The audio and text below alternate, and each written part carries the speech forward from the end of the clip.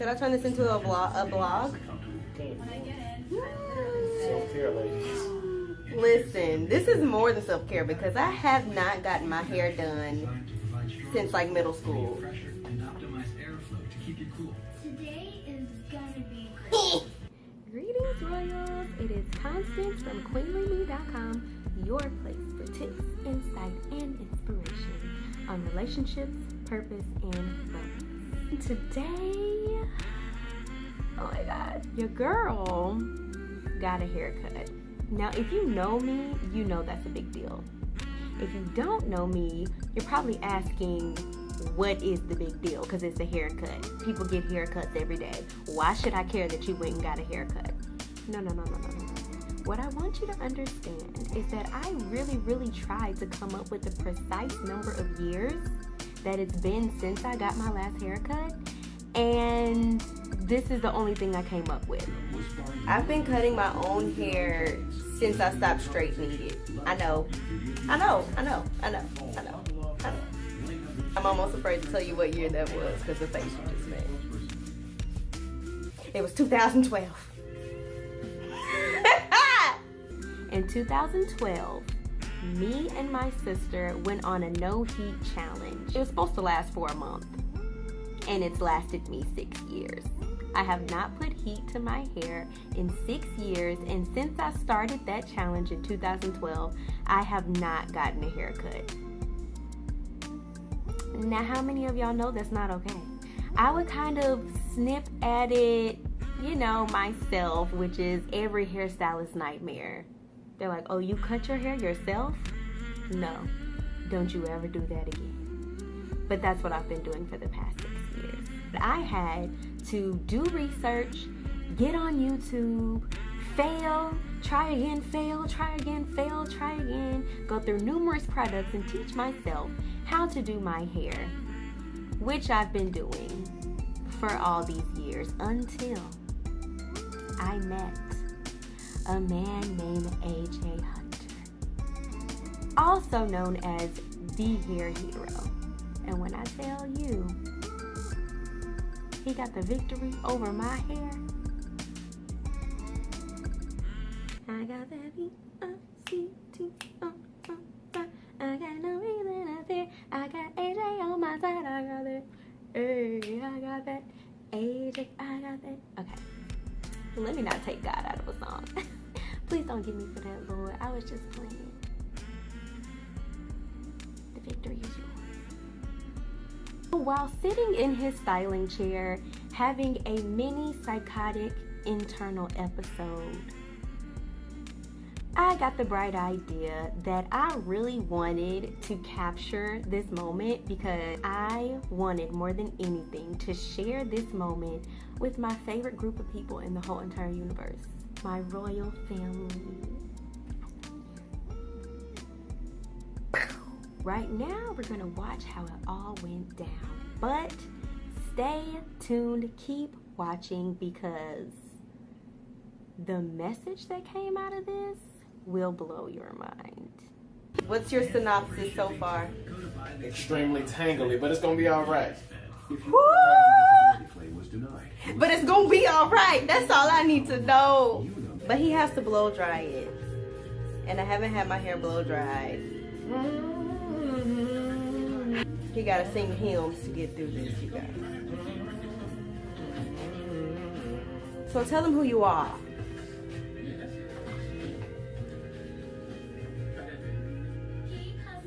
I am the Hair Hero. Yes. The name is AJ Hunter. AJ I'm Hunter. a Paul Mitchell educator. Yes. I'm a full-time hairdresser. Tell them more. I am located in Woodstock. The name of the salon is Bra Salon and Suites. And in Woodstock. Woodstock, Georgia. I can deal with everything from natural hair to men's cuts to extremely curly hair, as you can see. When I say master cosmetologist, luxury barber, it's saying a lot that I'm even in this chair. I'm telling y'all. I know a lot of people that do hair. I've never been in their chair. AJ Hunter, the hair hero. And he is gonna conquer these curls on today. And it's patented. I will sue you. He's working the curls, y'all. They need attention. We're just detangling right now. Where you can go in and start shampooing, you gotta have a good clean foundation. Yes. Without hurting your client. Teacher, come on. Teach. Teach, teacher. Teach. It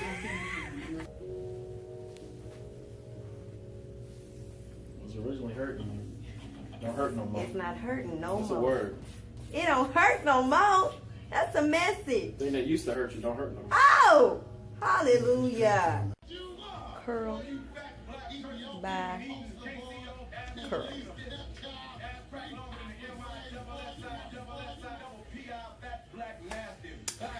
Dedication at its best.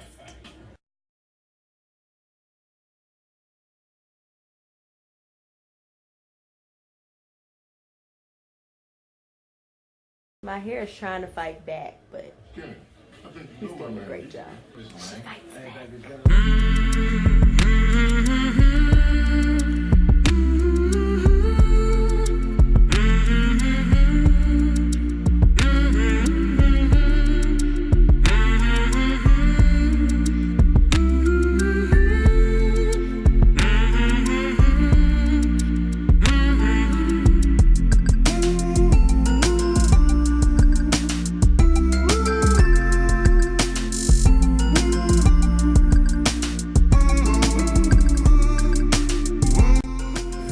much damage on the home. Is it as bad as I think? It is. It's as bad as I think. Look at the frizz. Look at the damage. Be cut.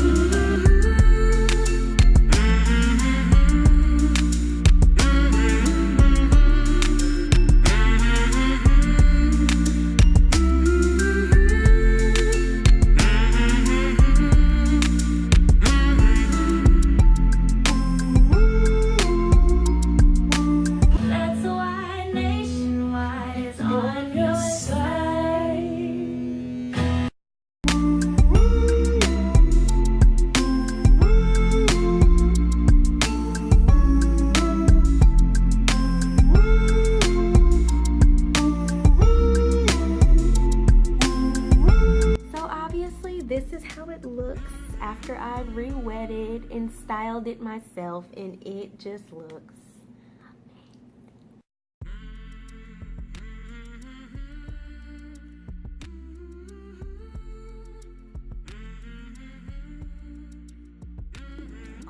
okay. Oh, see, look, it fell right back into place. Get myself back together in Jesus' name.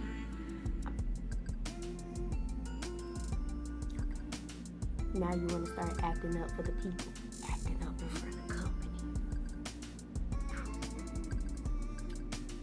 Of course, I like to analyze myself just like I like to analyze every other person that comes into my atmosphere. There had to be a reason why I waited so long to trust somebody with my hair. Like, that's not normal.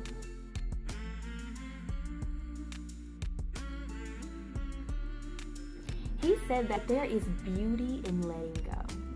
I was putting all of my time and energy and resources into nurturing my dead ends. Something that was already dead and eventually was going to get cut off and thrown out at some point. It was easier for me to just develop a routine to make the dead parts of my hair look alive, instead of finding a professional to trust with my hair. That way, I could just deal with the loss and actually watch my hair grow in a healthy way instead of from just dead split ends. Because if you know anything about hair, you know that if you have split ends, then those split ends are going to, okay, maybe I should wait. Ooh, I want to get to that part. Not to mention, and this is the part that got me too, every single person that I talked to about cutting my hair or even trimming my hair was like, nah, girl, don't do that. Don't you take no scissors to your hair. Your hair is beautiful, girl. Do not cut your hair. Everybody was telling me, do not cut your hair. But they saw how I was making my dead ends look alive. They didn't realize all the parts of my hair that were actually dead. And a lot of people will do that in our lives too. We might be in a dead relationship or in a dead end job or in a dead end friendship. And a lot of people will look on the outside and say, no, y'all are goals. You make a lot of money at your job. Don't you quit that job? Or don't you give up that man, honey? I would gladly take him. But they don't see the parts of those things that are dead.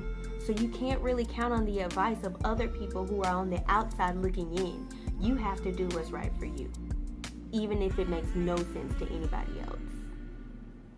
Okay, so let me go back to this part. When you have dead or split ends, those parts of your hair grow up to the healthy parts.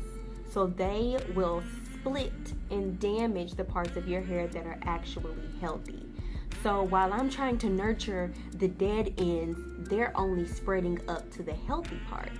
And that can happen in our lives too, because we can have one area of our lives that is just dead and that we're holding so tightly to. We're trying to nurture it. We're putting all of our energy there. Meanwhile, while we're focusing on that dead area, the healthy parts are starting to be infected by this one dead place. So everything in your life is starting to wilt away or spoil, and you're trying to figure out why you cannot keep up, why you can't win for losing, while everything is going wrong at the same time. It's because that one dead area that you're focusing on is spreading to the rest of your life. Let it go. It's not worth it. Let it go. But how many of you know that as soon as I got rid of the deadness, yes, my hair was shorter, but it was lighter, it felt better, it's acting better. First of all, let me tell you this. I got my hair blown out and just cut, and that's it. On the way home, it was a little humid and rainy that day. And I know how my hair acts when it's blown out, so I literally put it in this like ratchet top bun and drove home. When I got home and took my top bun out, when I tell you I had perfect beach waves,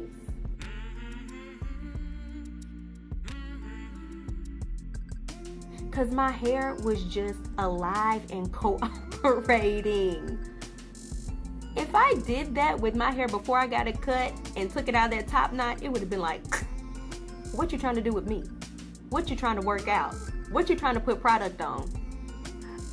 I'm not going anywhere. And it's like you get to that point when you finally do something that you've been dreading or putting off, and it's like, why didn't I do that sooner? Not only does it look better and feel better, it is better. So when somebody compliments me on my hair, I can say, girl, thank you. And I don't have to say, girl, you don't know what I had to do to make it even look halfway decent. Because it's better. It's genuinely better. It's not acting. It's not pretending. It is better. And I can count on the fact that it is going to grow. And when it does, it is going to spread that healthy growth to the rest of my hair. Just like in our lives. Have you ever had that one friend that just when they're around, your whole life seems to be in shambles? But as soon as you get some space from them, you're just like, yes, everything is better now. I don't know what I did, but yes. And as soon as you decide to hang out with them again, it's like, what happened? Because everything was going so well and you don't realize that the difference. Dead, alive, dead, alive. Everything starts to come alive once you cut that dead thing off. No matter how much effort you put into something dead, you're only gonna reap death. It's never gonna bring you life. And it's better to cut those dead things off sooner than later, because the longer you wait, the longer you try to hold on to it, the longer you try to nurture it and be its hero, the more time it has to infiltrate to those other parts of your life. If you've been following me for a little bit, then you know that I wrote this book called Forgiving Your Ex. I think a lot of people think that they are better off in this area than they really are, because they say, oh, me and my ex are best friends now, or me and my ex, like, we don't even talk, we're good. But what a lot of people don't realize is that the book is not about your ex at all. The book is really about letting go in order to grow from a healthy place. And a lot of times, the only way to do that is to forgive. Forgiveness works a lot like the dead ends on your hair. You can try to appease your desire to hold on to pain and hurt and betrayal, but the longer that you don't deal with that and the longer that you live in unforgiveness, the more potential that hurt and pain and betrayal has on spreading to the other areas in your life.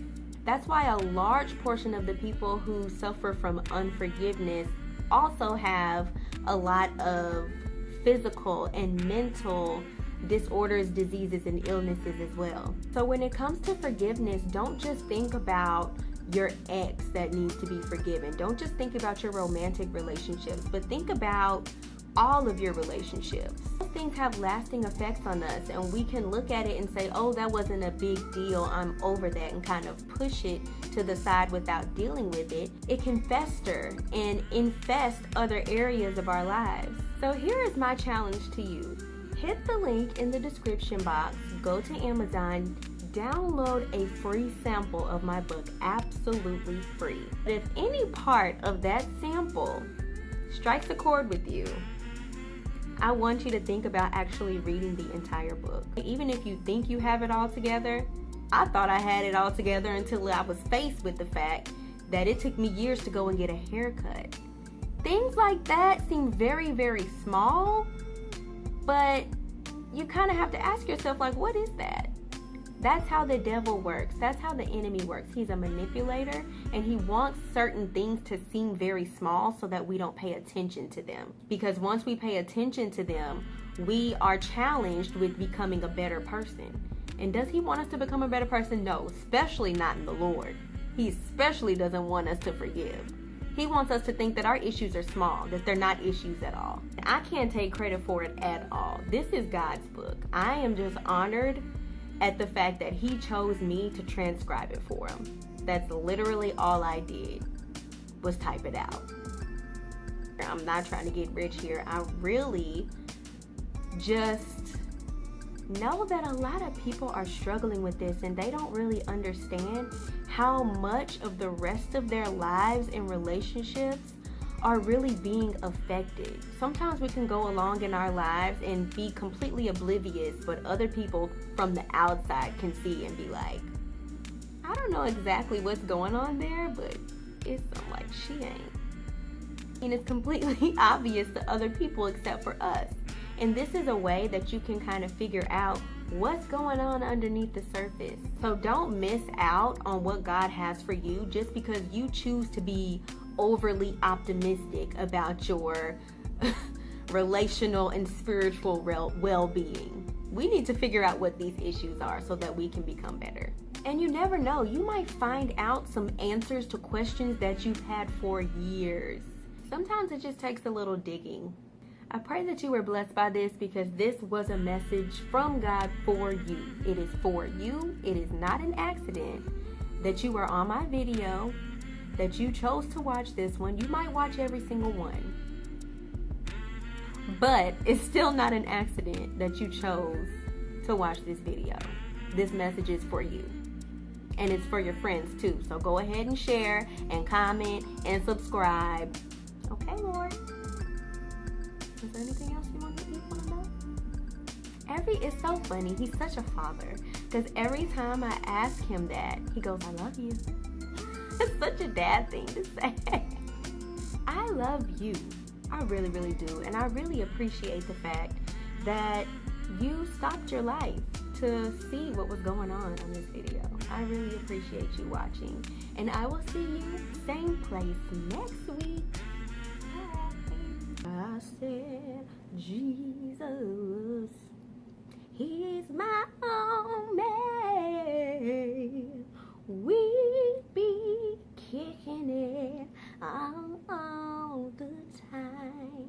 sit on Tuesday, he's my homie. I'll sit on Wednesday. Are you sick of me yet?